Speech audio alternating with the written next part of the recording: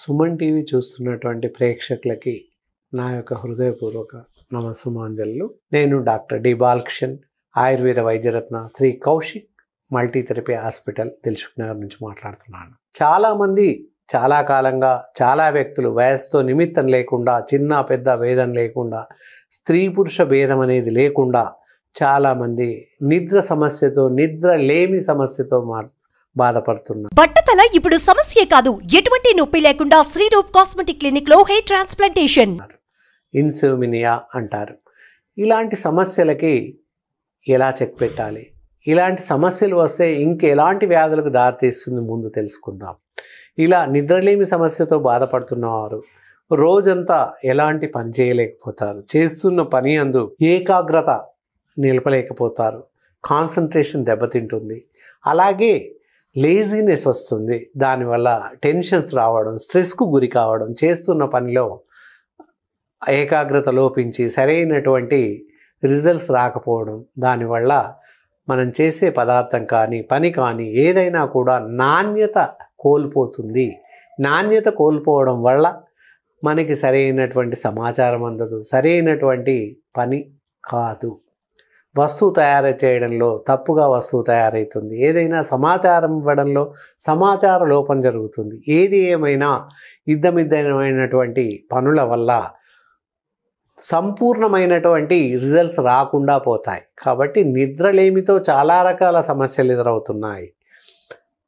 అందులో ఇందాక చెప్పినట్టు లేజీనెస్ ఒకటి, ఏకాగ్రత లోపించడం, అలాగే జ్ఞాపక శక్తిని కూడా కోల్పోతుంటాము. అలాగే దాంతోపాటు అత్యంత ప్రమాదకరమైన జబ్బు అసలే నిద్ర లేకపోవడం వల్ల క్యాన్సర్ వ్యాధి వస్తున్న సూచనలు ఉన్నాయి.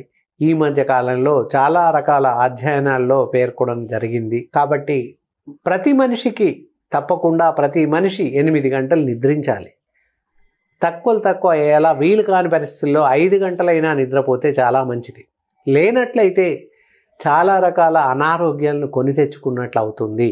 ఈ కాలంలో అందరూ ఇంటి నుంచే వర్క్ అని, సాఫ్ట్వేర్ జాబ్స్ అని, అయ్యని ఇంట్లోనే చేస్తూ ఉన్నారు. టైం లేకుండా, టైం బాండ్ లేకుండా 11, 12 వరకు, 1 వరకు పనిచేస్తూ కూర్చుంటున్నారు. 1కో 2 గంటలకో వర్క్లో చేసేసి 3 గంటలకు పడుకుంటున్నారు. అసంబద్ధమైన నిద్ర అనారోగ్యానికి హేతువు అని ఖచ్చితంగా చెప్పాలి. ఇలా అసంబద్ధమైన నిద్రకు లోను కావడం ఎందుకు?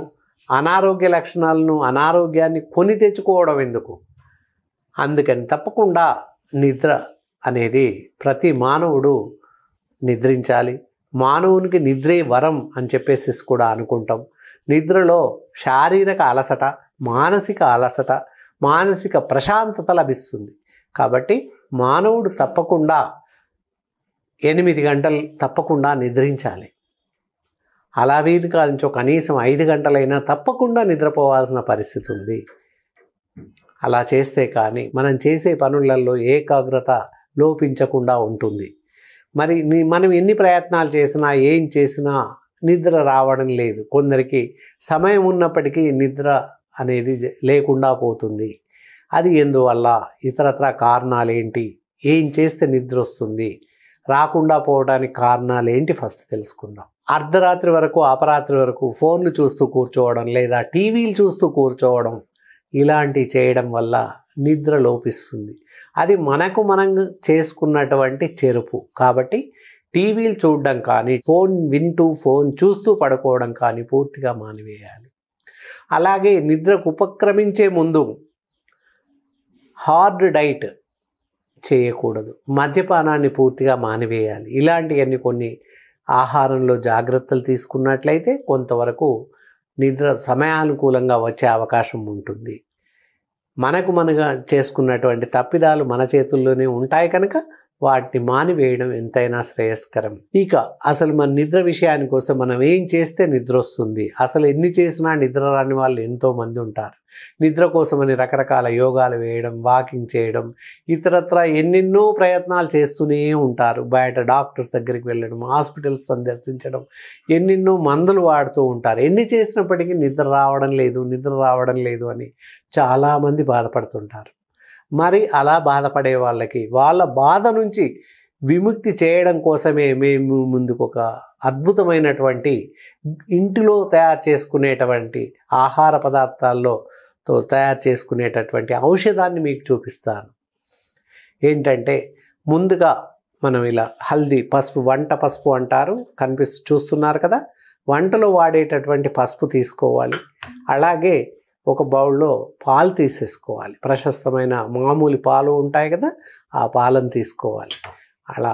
ఇలాంటి పాలను, పరిశుభ్రమైనటువంటి పాలను తీసుకొని స్టవ్ పైన బౌల్ పెట్టేసేసి ఈ పాలను ఇందులో వేసేస్తున్నాను. చూడండి, 1 కప్పు పాలు వేసేయండి ఈ విధంగా.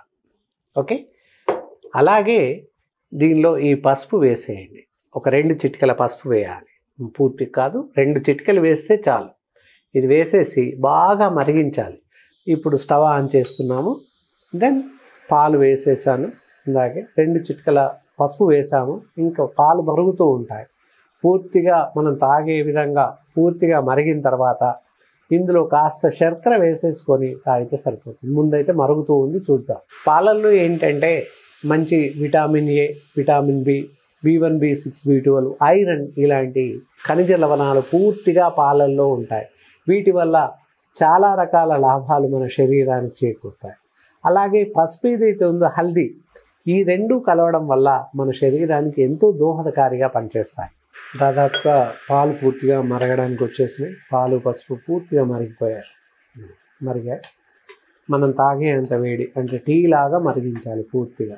చాలా మెడిసినల్ వాల్యూస్ ఉన్నాయి ఇందులో. మన శరీరానికి ఉపయోగపడేటటువంటి పోషక విలువలు ఎన్నో కలిగి ఉంటాయి. ఇందాక చెప్పినట్టు పాలల్లో ఐరన్ ఉంటుంది, ఫోలిక్ యాసిడ్ ఉంటుంది, కొలెస్ట్రాల్ ఉంటుంది.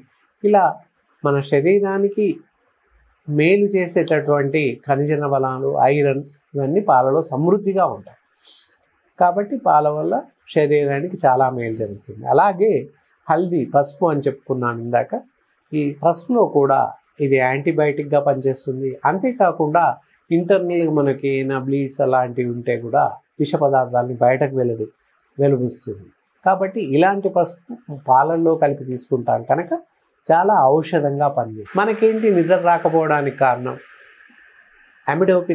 మెడోపిన్ అనే కెమికల్స్, రసాయనాలు బ్రెయిన్లో రిలీజ్ అవుతాయి. దానివల్ల మనకి మగతగా నిద్ర వచ్చేస్తుంది. అది లోపించడం వల్ల మనకి నిద్ర రాదు. మరి అలాంటప్పుడు ఇలా తయారు చేసిన పానీయం తయారైంది. పాలతో తయారైనటువంటి పానీయం తయారైపోయింది. ఇప్పుడు ఇక స్టవ్ ఆఫ్ చేస్తున్నాను. దెన్ ఈ పానీయాన్ని మనం ఇలా కప్లోకి తీసుకుందాం. కప్లో ముందుగా శర్కర వేసుకుందాం. ఇక్కడ వచ్చేసి 1 స్పూన్ శర్కర వేశాను. ఇలా ఈ విధంగా మరిగినటువంటి పాలని ఇందులో శర్కర వేసిన కప్లో వేస్తున్నాను. చాలా జాగ్రత్తగా చూడవచ్చు. ఇలా ఈ విధంగా వేసేసాను. ఈ పాలని వడగొట్టకూడదు, బాగా గుర్తుపెట్టుకోండి. మరిగాక వడగట్టాలా లేదా అనే డౌట్ అందరికీ వస్తుంది. వడగట్టకూడదు, అలాగే కప్లో వేసేసి నిరభ్యంతరంగా చక్కగా తాగేయాలి. కాకపోతే ఇక్కడ ఒకటి గమనించాలి, ఇది బాగా శర్కర ఇందులో కలిపేస్తున్నాం. పూర్తిగా కలిపేసి కొంచెం గోరువెచ్చగా ఉన్నప్పుడే రాత్రి భోజనానంతరం ఈ కప్పు పాలను తాగినట్లయితే మంచి నిద్ర వస్తుంది, సుఖ నిద్ర వస్తుంది. ఉదయం వరకు మేల్కొనే అవకాశమే ఉండదు, మంచి నిద్ర వచ్చేస్తుంది. ఎలాంటి వారికైనా పూర్తి నిద్ర సంప్రాప్తిస్తుంది. కాబట్టి ఈ పానీయాన్ని అందరూ అన్ని వయసుల వారు తాగవచ్చు. కాకపోతే షుగర్ పేషెంట్స్ ఎవరైతే ఉంటారో, మధుమేహ వ్యాధిగ్రస్తులు మాత్రం ఈ పాలు పసుపు వేసుకొనే తాగాలి. అందులో షుగర్ యాడ్ చేసుకోకూడదు. మధుమేహ వ్యాధిగ్రస్తులు బాగా గమనించాల్సిన విషయం. ఎందుకంటే వారికి కూడా నిద్రలేమితో బాధపడుతుంటారు. మరి వారు తాగొచ్చేమో అంటే తాగొచ్చు, కానీ షుగర్ లేకుండా వితౌట్ షుగర్తో మధుమేహ వ్యాధిగ్రస్తులు కూడా తాగవచ్చు. ఇతరత్ర అందరూ షుగర్ వేసుకొని తాగవచ్చు. దీనికి వయస్సుతో నిమిత్తం లేదు, స్త్రీ పురుష భేదం లేదు. ఎవరైనా హాయిగా చాలా జాగ్రత్తగా ప్రతిరోజు రాత్రి భోజనానంతరం పడుకునే కన్నా ఒక 15-20 నిమిషాల ముందు తాగినట్లయితే మంచి నిద్ర వస్తుంది, సుఖ నిద్ర ప్రాప్తిస్తుంది. నిద్ర వస్తుంది కనుక ఇతరత్ర అనారోగ్య లక్షణాలు రావు. పూర్తి ఆరోగ్యం మన చేతుల్లోనే ఉంటుంది. ఇలాంటి పదార్థం మన ఇంట్లోనే ఉంది కనుక ఈ 2 రకాల పదార్థాలతో పసుపు, పాలు, శర్కర, ఈ 3టితో మంచి పానీయం తయారు చేసుకొని, ఔషధాన్ని తయారు చేసుకొని సర్వ వేళల్లో సర్వావస్థలందు అందరూ నిరభ్యంతరంగా తాగవచ్చు. మామూలు వాళ్ళు తాగినప్పటికీ కూడా శరీరంలో ఏవైనా అవలక్షణాలున్నా, అసంబద్ధ లక్షణాలున్నా పాలతో మంచి శారీరక పుష్టి, ఖండపుష్టి వస్తుంది. అలాగే మంచి నిద్ర, కలత లేని నిద్ర, సుఖనిద్ర ప్రాప్తిస్తుంది.